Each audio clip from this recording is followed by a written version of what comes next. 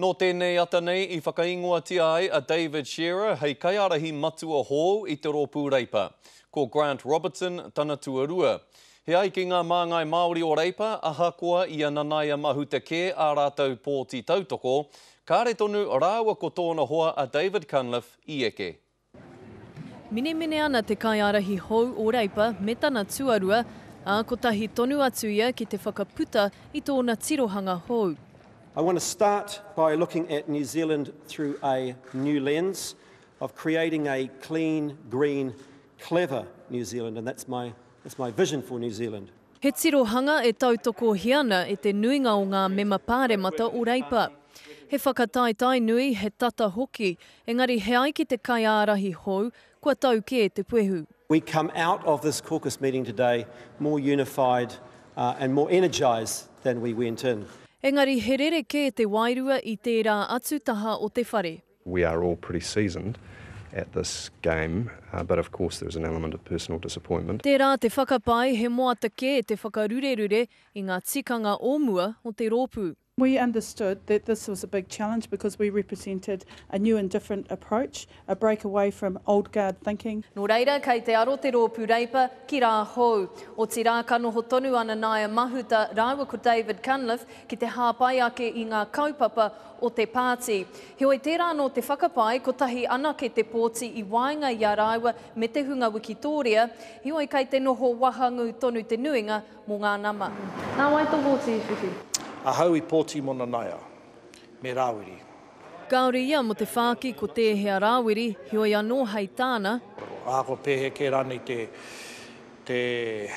āko pehe ke rani te ahu o te ngākau, kei a mātou ngā Māori tēnei wā, ko te nuinga o ngā pōti, I riro I a David Shearer, Aroko Grant Robertson, hona, kore he mahi tuatu I te tautoko I a rāua kia kore ai tō mātou pāti, e taka ki te raru. A tērā wiki hoki mai ai ngā mema o te rōpū reipa ki konei mo te nōhanga tuatahi o te whare pāremata. Hei reira pēr ka rongo te kaiārahi hou o te āpiti hana I te mahi nui kai mua I tōna aroaro. Jasmine Pearson, Te Karere.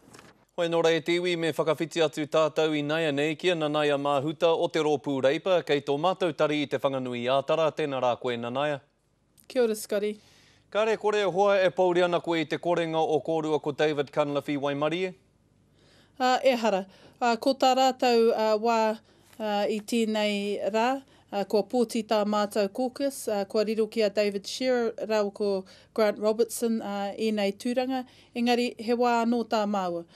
Ki te whakatakoto kaupapa, kia aroa ngā whakaro kia mātou nei wawata me ki mō ngā tau kei te heke mai. Hoi anō ka pēhea te wāhi kia kōrua I ai nei ātūranga nei, ka whai wāhi tonu kōrua ko David Cunliffe ki ngā tūru o Muarawa o te whare pāremata? Kare anō I kōrero mai a David Shearer kia Māuatahi, engari kua tūwhera te kuaha ki te kōrero, ko tā mātou tino hiahia kia mahitahi, kia whakapakari ake a mātou nei hoa katoa kei Wainganui te rōpū reipa, kia anga whakamua. Koina.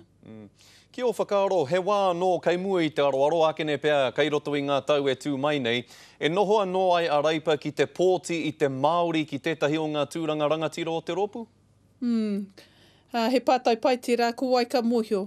I tēnei wā ka whai whakaaro ki te tautoko I a David Shearer me tāna mahi nunui, ka titiro ake ki tērā āhuatanga. Engari kia hau nei, māku hei whakamāramatia nā hiahia kei Wainganui I ngā rohe Māori, me aua kaupapa hei hāpai I a mātou te iwi Māori. Me a mātou nei whanaunga no te moana nui ākiwa. He take nunui māna hei kawea.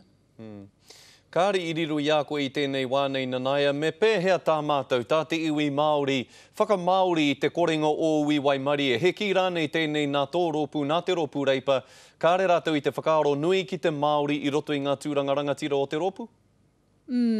Anō, tēnā he pātai pai, me whakaaro te rōpū reipa ki tēnā āhuatanga, me ngā hiahia I pupu I Wainganui a mātou mema Māori ki te rōpū reipa.